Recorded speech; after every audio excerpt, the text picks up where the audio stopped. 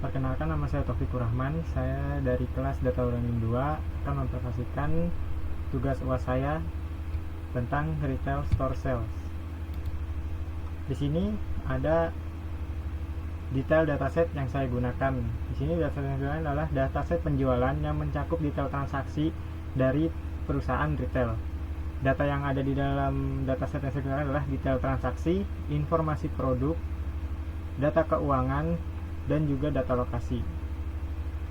Untuk metadatanya di sini ada row sebanyak 12.575 dan kolom sebanyak 11 dengan total data 131.096. Ini sekarang terdapat informasi kolom dataset di mana terdapat transaction ID yang merupakan ID unik untuk setiap transaksi yang ada dalam dataset. Kemudian ada customer ID yang digunakan sebagai ID unik untuk setiap pelanggan. Ada kategori, ada pula item untuk nama barang, ada price per unit untuk harga satuan barang, ada quantity untuk jumlah unit barang yang dibeli pada setiap transaksi, total spend adalah total pengeluaran dalam setiap transaksi, ada payment method, location, transaction date, dan juga discount applied untuk mengetahui apakah diskon diberlakukan pada transaksi tersebut. Proses pembersihan data yang dilakukan adalah analyzing missing dan duplicate value, konversi tipe data, restorasi beberapa data dalam kolom, dan juga melakukan impute discount. Di sini kita akan menganalisis apakah ada missing data atau duplicated data pada database. Di sini saya menggunakan df is no sum untuk mengetahui berapa banyak data yang hilang atau null dalam setiap kolom. Dari hasil yang sudah ada di layar, kita dapat mengetahui bahwa ada 1213 item yang null, price per unit, quantity dan total spend ada 600 lebih. Kemudian ada diskon, dia null sebanyak 499. Kemudian untuk duplicate datanya, di sini karena transaction ID merupakan primary-nya, jadi saya hanya mengecek untuk transaction apakah ada duplicate transaction ID. Di sini sudah bisa dilihat bahwa tidak ada duplicate pada transaction ID. Pertama, sebelum melakukan cleaning lebih lanjut, saya akan mengkonversi datanya.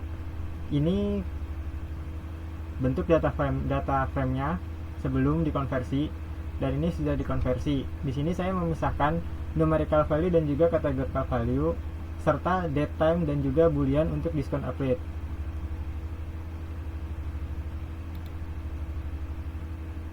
Langkah selanjutnya adalah untuk melakukan restorasi pada numerical value. Di sini ada kolom price per unit, quantity dan juga total spend yang merupakan kolom yang saling berhubungan dengan formula berikut. Di sini dapat dilihat persentasenya bahwa price per unit, quantity dan total spend hampir sama, dia sekitar 4-5%. Untuk melakukan restorasi, saya mengimplementasi logik sederhana berdasarkan formula sebelumnya. Di sini saya membuat mass data terlebih dahulu untuk mengetahui apakah ada total spend, price per unit ataupun quantity di mana mereka ini null atau tidak ada. Kemudian saya juga mengambil data di mana quantity dan juga price per unitnya itu tidak null untuk membuat mass spend yang ini. Kemudian saya mencari di mana letak row yang memiliki data yang missing tersebut. Kemudian saya memasukkan kalkulasi seperti berikut di sini. Karena kita mencari total spend, saya memasukkan kalkulasi price per unit dikali quantity untuk mengetahui total spend, dan dilakukan seterusnya sesuai dengan formula yang sudah ada. Untuk restorasi numerical value, setelah diperlakukan logik yang tadi, ternyata masih ada sekitar 4% data yang masih kosong. Untuk melakukan analisis lebih lanjut, saya mencoba untuk mengambil beberapa sampel di mana datanya kosong. Di sini dapat terlihat bahwa kolom yang kosong itu ada 2 sekaligus untuk quantity dan juga total spend dari sampel yang diambil.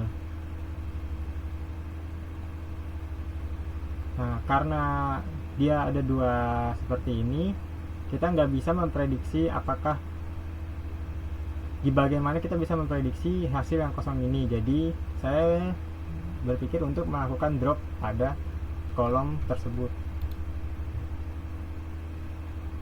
Mengapa tidak melakukan restorasi dengan min? Karena kolom yang tersedia itu hanya ada satu saja, yaitu price per unit dari sampel yang ada.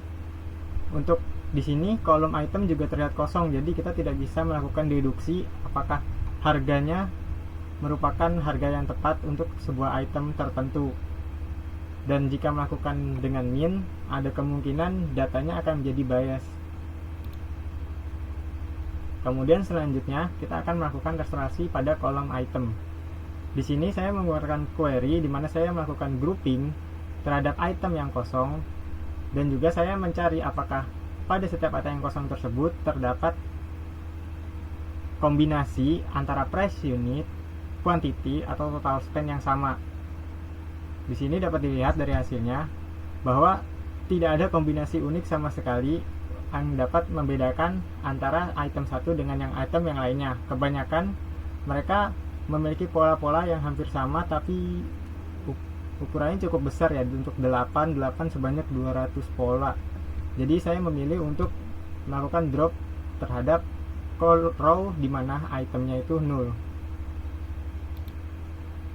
Kemudian untuk diskon, di sini saya menggunakan logika sederhana bahwa jika total spendnya kurang dari harga seharusnya atau price per unit dikali quantity, maka diskonnya itu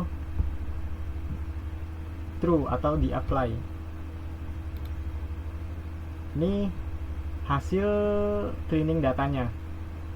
Di sini terlihat sebelum cleaning datanya masih banyak yang missing, di bawah sudah terlihat bersih, dan juga kategori datanya sudah, tipe datanya sudah berubah, dan juga di sini ada jumlah row dan jumlah kolom yang sebelum dan sesudah di cleaning.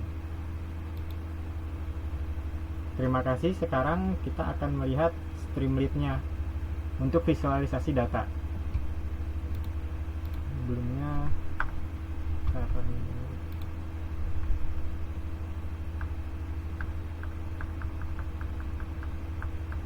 lakukan download.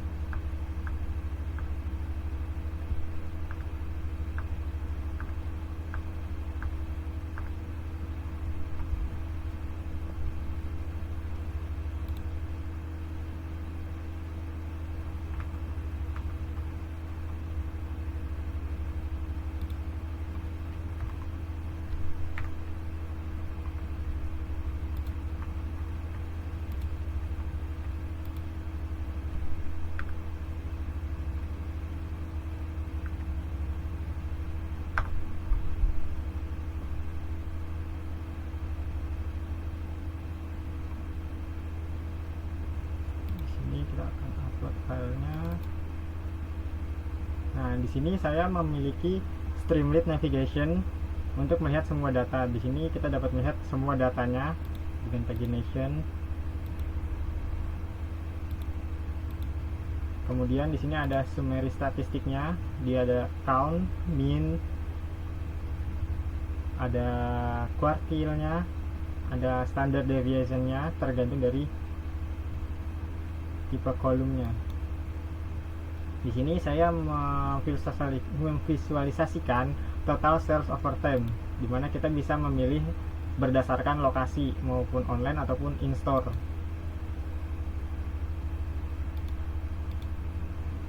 Nah, sini dapat dilihat saya menggunakan visualisasi seperti ini untuk menunjukkan total sales over time. Di sini saya juga menyediakan filter untuk memfilter berdasarkan tahun tertentu. Di sini ada sales by kategori. Di sini kita bisa memilih patissier atau bisa memilih kategori yang ada pada data set yang telah dibersihkan. Ini ada sales by location, dimana saya menggunakan pie chart di sini untuk mengetahui perbedaan antara penjualan di online maupun di in-store atau langsung di dalam toko berdasarkan kategori tertentu. Di sini ada top 10 item, nah, kita bisa memilih lokasinya. Di sini ada online maupun ada in-store ya.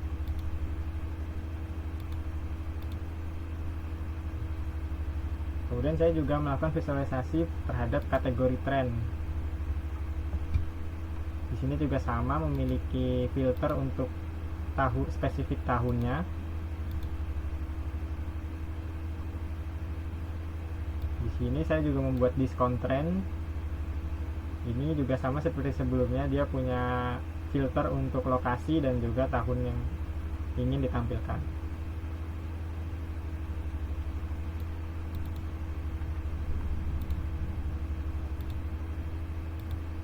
Ya, sekian dari saya.